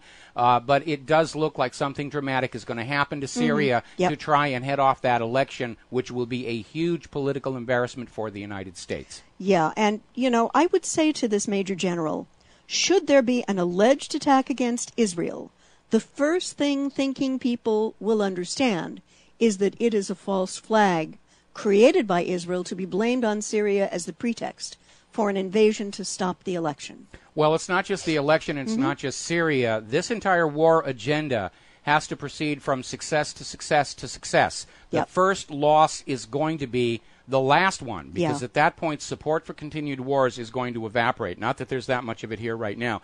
In fact, there's an article that a member posted from RINF.com to my website saying Syria is the new Vietnam. and it will be a decade recovering from that. And so it looks like that all the assets are being put into place for a desperate blitzkrieg into Syria, over and done with before anybody can stand up and say, look, this is wrong. Yeah, I'm very worried. There is an awful lot of confluence coming up this weekend. You've got the Ukrainian quote-unquote elections. You've got this massive military drill.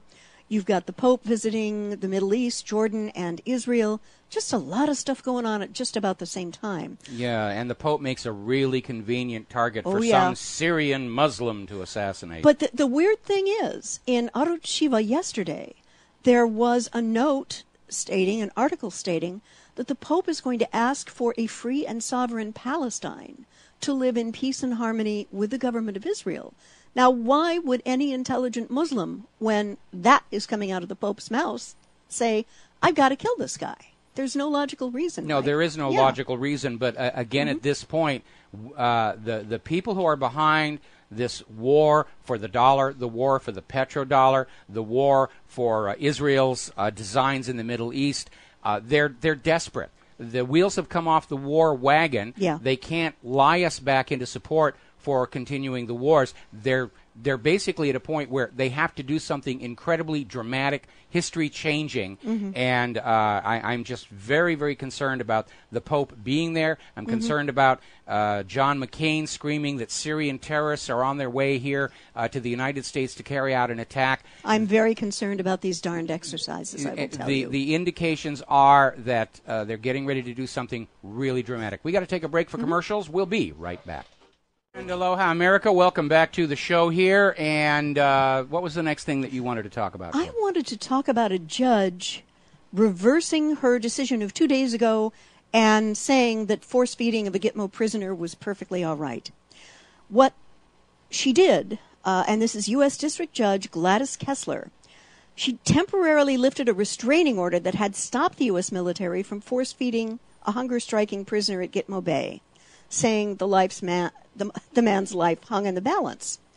And lawyers for Dihab, the gentleman in question, are challenging force feeding during the hunger strike as abusive. And Kessler said the detainee is willing to be fed at a hospital, but if he can be spared what the judge called the agony of having feeding tubes inserted and removing from each feeding. Guys, this is torture. I mean, there's no other way to describe it. But as torture, the guy's been vomiting blood, for heaven's sakes. Yeah, it's an ugly situation, and it's basically the U.S. government's way of saying, no, you're not even allowed to die without our permission. Yeah, and what I noticed, Mike, is the timing of this decision. On a Friday, before a 3-day holiday, making it old non-news by Tuesday. Well, not if we have anything to say about that. Yeah, and I wanted to go into depth, and I took a look at a very respectable organization I like a lot. It's called Reprieve.org. A father of 4, Mr. Dihab was cleared for release by the Obama administration in 2009. But he remains in Gitmo more than a decade without charge or without trial. And because of the fact he is a Syrian national, they will not repatriate him to Syria because of the civil war. And, that's not the reason they're not letting him out. That's not the reason they're not letting him out. Yeah. We learned earlier in the week that these 3 hunger strikers who died on the same day, and we were all told it was an act of suicide as a form of asymmetric warfare to make the U.S. look bad. Now we have found out these guys were tortured to death. Yes. And so what that means is everybody who is in Guantanamo is a major political embarrassment for the U.S. government. Okay? And even though the military tribunal has cleared these people for release and said they have committed no crime against the United States, the Obama administration is keeping these guys locked up because the instant they get out, the media from the rest of the world is going to interview them, and they're going to find out that far worse things than waterboarding was done to these people, and the world is going to know, and Americans are going to have to confront that the U.S. government tortures people to death. I would compare this government to the Nazis, but then I get all of this terrible letters from the Nazis that their feelings have been hurt. And, if any of these guys get released, the world will know the horrific gap between what the U.S. says about torture, democracy, and human rights, and how this government practices those values absolutely in the breach to further their geopolitical objectives. Well, I think at this point the world is pretty much caught on to what's going on. And the important part is the Americans are catching on. Mm-hmm. Because I remember years ago when I was still involved in film and television work, and I was working internationally, I'd go to other countries, and I would get sort of this left-handed compliment about, you're one of the best informed Americans we've ever met. Mm-hmm. You really know what your government is doing. Because the U.S. government constantly lies to the American people to assure us that we're good and we don't do these bad things other governments do, and we're the good guys and they're the bad guys, and that's why we have to go invade their countries. But once you're outside the United States of America and you start talking to these people in these countries that are having to deal with the United States, even when you see the international version of CNN versus the domestic version, which is stripped of most of that propaganda, and it is a completely different view of the United States. But now Americans are realizing what's been going on all this time. Yeah, it's grim, it's wrong, it's absolutely wrong. It is time for Americans to look in the mirror and realize the United States government tortures people to death. And it's not just Guantanamo. Yeah. It happened over at Abu Ghraib. The U.S. government was torturing innocent Iraqis to death to find weapons of mass destruction that did not exist. Right. Okay, we have to take a phone call here. Good. Dan in New York. Aloha, Dan. Welcome to the show. What's on your mind?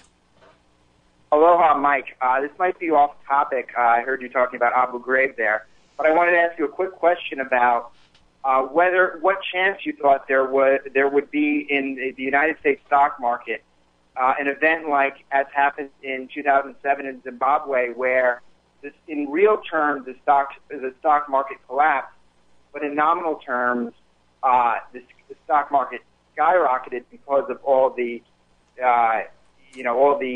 quantitative easing that they did in Zimbabwe in 2007. In 2007, the Zimbabwe stock market was the best performing stock market in the world. Well, that's already happening here in the United States of America, because if you take the chart for the U.S. stock market over the last 15 years and then you correct it for the rate of inflation, you'll see that the stock market has actually been in a serious decline. It's just the numbers, because of inflation, the numbers look impressive, but the stock performance definitely does not. So we're already in that. Now, in terms of a major single-day crash, it's not going to happen, because the Federal Reserve is just going to create however much instant money out of thin air it takes to go on buying stocks and bonds to keep it all propped up through market forces, because that is the last banner they have to wag at people to say the economy is still okay and we're in recovery. Every other indicator is showing absolute disaster. They're, as we head into the November elections, they're waving that Dow Jones Industrial Average like a banner and saying, "See, the economy is good. The economy is good." Right. I totally understand. I guess what I'm asking is whether I agree with you there. Whether you think there'll be a sort of 1 year skyrocket as the dollar essentially collapses in a sort of paradoxical situation, or do you think it'll just be a slow grind, lower in real terms and higher in nominal terms? Well, we're already in that slow grind, as I mentioned before, and because the plunge protection team, again, they don't want a single one-day bad event, because that'll panic everybody, and the rush will be on. So they're going to do whatever it takes to prevent that from happening. Frankly, if they were smart, they would let the market start going down slowly, bit by bit by bit. Because it's already hideously overvalued, and that's going to make the effects of a crash that much worse. They should be trying to slowly get the market back to where the stock prices are justified by the underlying value of the stock, but they're not. The need to get that number up, they're driving it up with all this market rigging and high-frequency trading, and the market is far more overvalued today than it was in 1929. Thanks very much, Mike. All right, we're going to switch over real quick to Nosim in the Netherlands. We've only got 1 minute. What's on your mind? Hello, am I online? You are on the air, but we're coming up on a commercial break. Okay, I'm very quick. I want to make a connection between the guy that called in about a movie about Hollywood, with the green screen, and about the Boston bombing. I want to say, it's almost the same as the Running Man. You know, the Running Man from 1987. I remember it very clearly. Yes. Okay, so exactly that scene in the beginning. He didn't shoot at the people, and after that they edited it to make him the Running Man. So it's a very nice comparison to what the caller that you had on the phone from Hollywood. So I will leave it by that, and thank you very much, and say hello to Claire, and take it on, and keep it up. Claire is listening right now. Thank you. All right. Take care. Okay. All righty. Now, what's really interesting, they made a big deal over the fact that they were able to put Michael Jackson on the stage during these last music awards, but I think most Americans are realizing if they can do that, they can fake anything they need to fake to trick the American people. We got to take a break for commercials, and we will be right back. Aloha, America. Welcome back to the show. And Claire, I understand your next topic is very disturbing. Yeah, something, again, you would not see in most of the corporate media. In testimony before the U.S. Congress on Wednesday, top Obama officials asserted that the president has unlimited war powers without even the fig leaf of congressional authorization. This, of course, is completely contrary to the Constitution, which says only Congress may declare a war. Yeah. Now, the president, under the War Powers Act, and this was written in an age before instantaneous global communication. Under the War Powers Act, the president can deploy U.S. military forces at his discretion for up to, I think it's either 30 or 60 days. After that, Congress has to vote a war resolution to continue the military action. Mm-hmm. Now we have President Obama, who, as I mentioned earlier in the show, is out there saying it's all the fault of the founding fathers and the structure of the U.S. government that he can't accomplish anything, is now out there saying that he has right to declare war on anyone at any time, anywhere, and Congress has nothing to say about it. Congress ought to show some gonadal tissue and impeach him on that count alone. Yeah, absolutely. And what these folks said was that they declared that the 2001 authorization for the use of military force, AUMF, was not required for any of the drone attacks, troop deployments, and other war operations carried out by this administration. Well, again, Yikes. We're still waiting for the Obama administration to release this so-called memo that shows how drone strikes by the president on American citizens is somehow the law of the land. We're going to grab a phone call here real quick. Steve in California. Aloha, Steve. Welcome to the show. What's on your mind?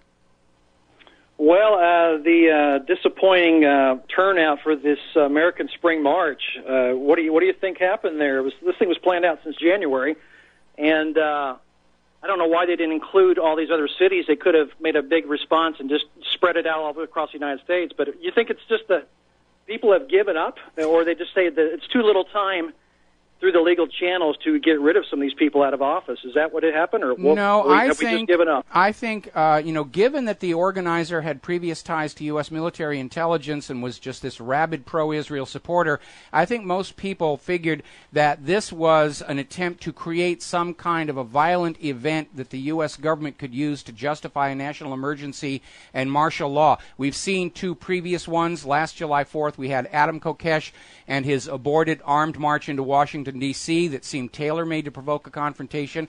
Then we had the George Zimmerman case, and the entire week before the verdict was announced, the corporate media was out there saying there's going to be race riots all across the country. There's going to be race riots in every single city. Zimmerman was acquitted. There were no riots because the black people are just as smart as the white people in figuring out right now this government is desperate for some kind of a controllable uprising that they can brutally crush as a lesson to the rest of us. And I think that same concern, I certainly had that same concern about the American Spring March, which is why I didn't support it going in. I think the American people have gotten pretty savvy in figuring out the dirty tricks this government is going to use. I expect we're going to actually see a very huge turnout tomorrow for this global march against Monsanto. We've got two different marches here on the island of Oahu, one in Waikiki and one up in Haleiwa. But I think people are staying away from these march on the government operations because they understand the government is going to plant agent provocateurs to try and cause violence, to demonize opposition to the government at the very least, or at the very worst to say, oh, it's an armed rebellion, suspend the Bill of Rights and send in the National Guard or the Army. Yeah, Don mentioned yesterday on John's show something about Monsanto's come out with a new seed, aluminum-resistant seed. Do you know much more about that? Not really. I'll have to take a look into it and get back to you, okay? Sounds great. Thanks, All right, Michael. thanks an awful lot, and we're going to let Steve go. What is your next topic, please? The next topic is something that I read with absolute shock. And the title of this article is DEA Retroactively Gets Warrant After Violent, Botched Raid on Wrong Address. This happened in Alpine, Texas. Federal agents violently raided a tobacco shop, unnecessarily broke down a door, tampered with surveillance cameras, and allegedly cracked a woman's neck with a rifle stock. In the process, they also raided a neighbor's home, only to later cover their tracks by acquiring a warrant retroactively. The carnival of injustice was completed when the witnesses were ordered to recant their stories under penalty of law. Wait a minute. Yeah. Okay. I mean, we can all see how wrong these things are. Under the Fourth Amendment, you're supposed to have that warrant before you show up. Yeah. Now, under the dynamic entry rules, you don't have to show them the warrant until after you're already in and in control of the situation, but you must have a warrant there. There's nothing in the Constitution saying that you can get the warrant and retroactively justify it. Certainly nothing about hitting a woman's neck with the butt of a rifle. Oh, but it gets better. Okay. It gets better. Okay. Business owner Ilana Lipson was arrested and charged with first-degree felony for allegedly selling a controlled substance, synthetic cannabis, in a drug-free zone. The charge is so draconian that it could have resulted in potential life sentence in prison, not unlike the Texas teen who faces a similar charge for baking pot brownies. Okay, I want to back up, though, to that other part that you said about how the witnesses were ordered to recant. I'm getting to that, Okay, if all I right, can. all right. As a condition of her release from jail, U.S. Magistrate Judge B. Dwight Goins ordered her to pay $10,000 and publicly recant her story, which she had already televised to the media. The handwritten orders required that she request that pictures of her sister's injuries be removed from the Internet and that she write an apology letter to the DEA for impugning their reputation. Specifically, the judge ordered Lipson that she would advise media that her sister, Ariel Lipson, was not beaten by agents, and her sister instigated the assault on the agents. That is absolutely, completely illegal and unconstitutional. Yeah. That's your dictatorship right there. Yeah. That's the face of the new American tyranny right there. The good news is, with this story being out there, even if this lady goes along and recants her testimony and makes the apology, we're all going to know it was coerced. It's just like when Galileo recanted his theories about the motion of the earth and then said "Eper sui muevo" under his breath. Yep. And we all know it's by threat of force and coercion. The government has just succeeded in discrediting the Department of Justice, the Drug Enforcement Administration. Right. I mean, all of this was illegal. There is no law that allows a judge to tell a witness what they can and cannot say. Once they're outside that courtroom, the First Amendment does apply. Yeah. That judge has to be removed from office. And probably a good coating of tar and feathers wouldn't hurt either. Probably not. Okay. Okay, we have another caller on the line. Oh, Mike good. in Texas. Aloha, Mike. Welcome to the show. What's on your mind? Well, a couple of things. Your expansive knowledge and background, we thought we'd toss this question to you and see what your comments were. Okay. Due to all the things that are going on in the so-called alleged existence entity of the United States or the state of Texas or the county that I live in all capital letters as legal fictions, let's jump back up to the United States. Okay. At that level, 1871, after the Civil War, when we had federal troops successful occupying the southern states, and the people were unhappy in the southern states, and they started to express their unhappiness. In order to prevent a second Civil War starting, the federal troops were withdrawn.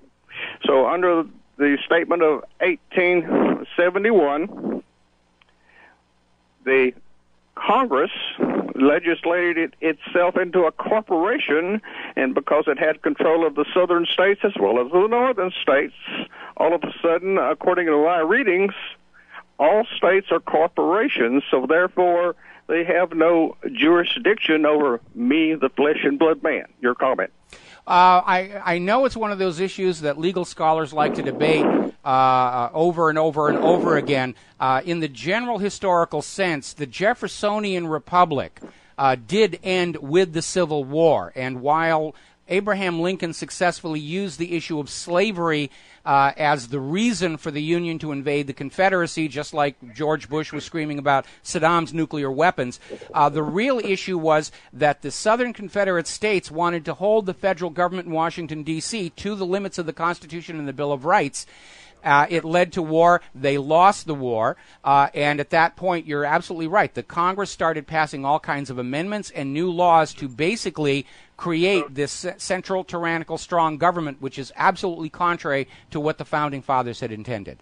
Okay? And they started to express their unhappiness in order to prepare. Okay, we're coming up on a commercial break, and we're going to have to let you go, and we'll be back with the lovely Lady Claire for the last segment of our program after these words from our sponsors. Aloha, America. Welcome back to the last segment of the program, and before I put the microphone back over on Claire, I just wanted to hit this one story to show you how bizarre this whole economic situation in Europe is becoming.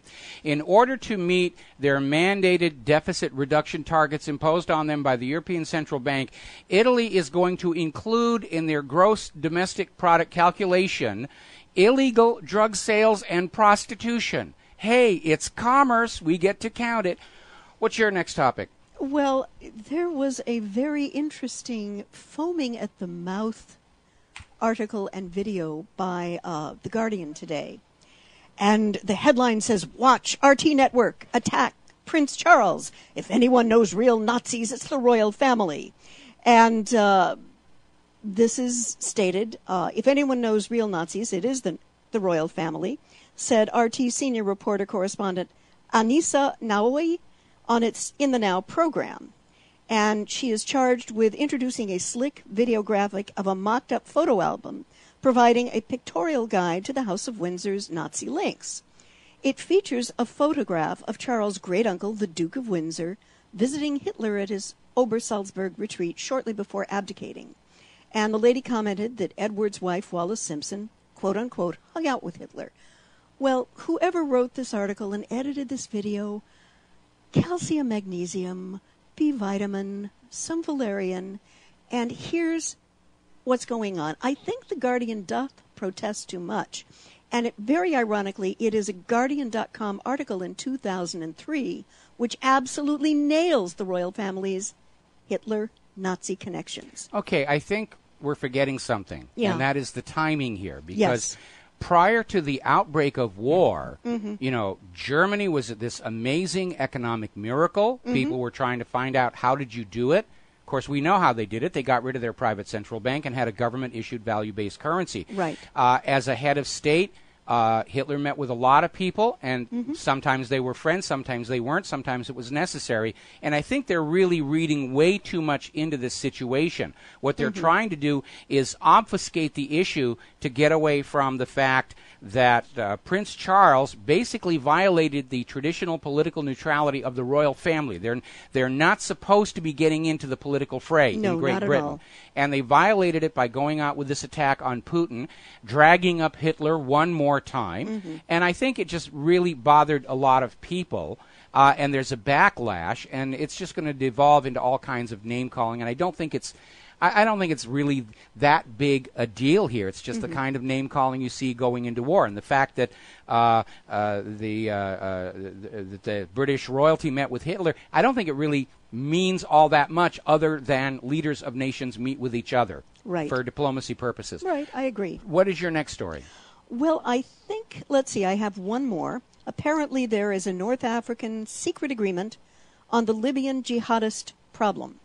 Well, the problem is that the U.S. conquest of Libya has cratered, and the Libyan people are basically back in control. Right. And the U.S. government's trying to figure out some way they can go back in there and reconquer this rebellious province without the American people standing up and saying, why do we have to go in and invade Libya? We just got done doing that. Yes, I know. But it looks like Libya is definitely falling apart from the U.S. point of view. Syria is falling apart from the U.S. point of view. And I think it's getting to a crisis point because, again, the first major loss the U.S. suffers in this war for the dollar will be the last. The American people are going to say, okay, you went as far as you could. Now you can't keep control of what you've conquered. You're not able to do this. We're killing our kids for no good reason at all. We know it's all about the bankers. Yeah, okay? Absolutely. All righty. All righty, let's see. Getting on down here, the Pentagon is out there screaming on Edward Snowden's revelations and all the harm they caused. Actually, the only harm they caused was waking up the American people to the illegal and unconstitutional activities by the United States government. There really is no other damage because those foreign governments, they already knew. Yeah.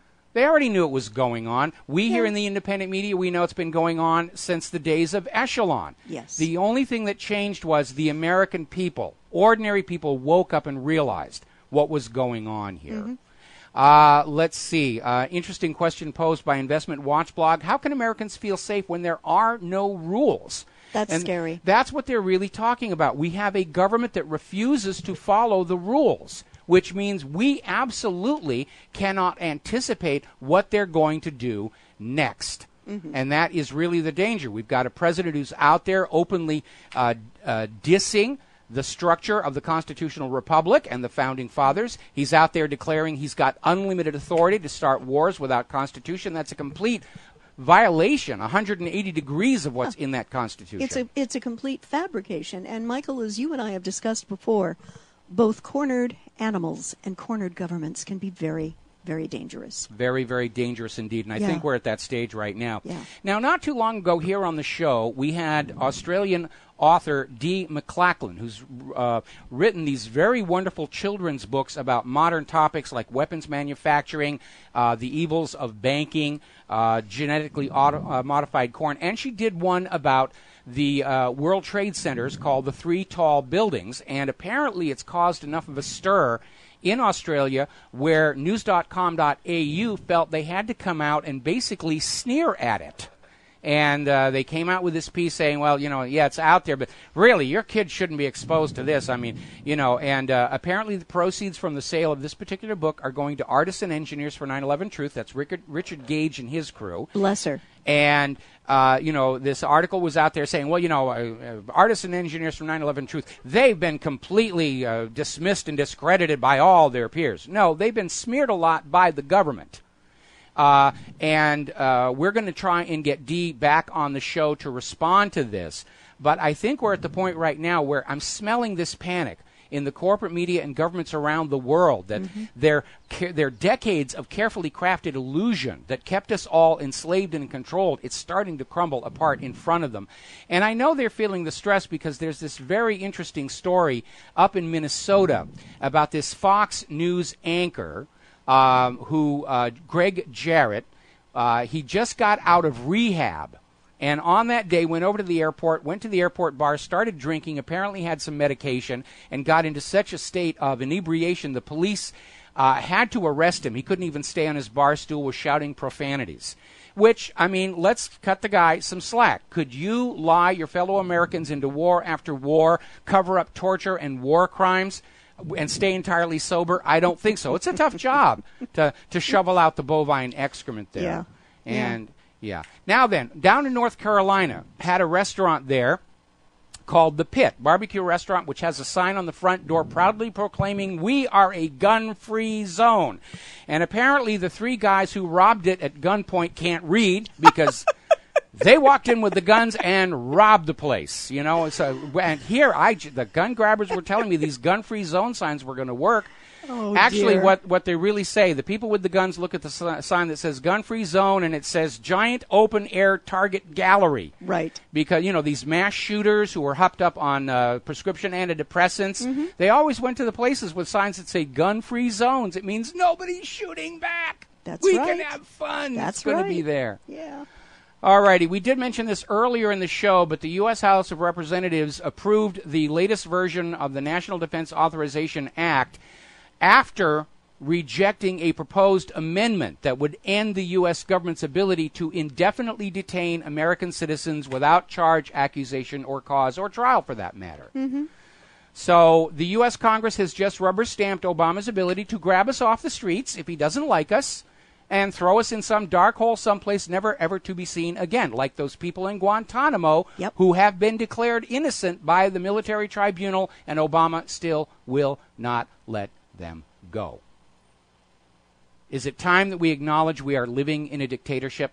I think maybe, yes, it definitely is. Is it an oligarchy? We've got universities saying so. Absolutely. Anything else in this last minute? I just want people this coming weekend, which is Memorial Day weekend, to reflect on the wars, to take care of our veterans, but to ask themselves, have these wars, Iraq, Afghanistan, Yemen, you name it, Pakistan, have they made us any more safe, or have they protected our freedoms anymore? And if the profoundly disturbing answer is no, we need to get together peacefully to ensure that there are no more of these wars. We have to stop this one before it goes nuclear. Oh, we really do. All right, have a good weekend. Be very careful out on the roads this holiday weekend. We'll be back Monday. We are broadcasting live Monday on Republic Broadcasting Network. Aloha, America.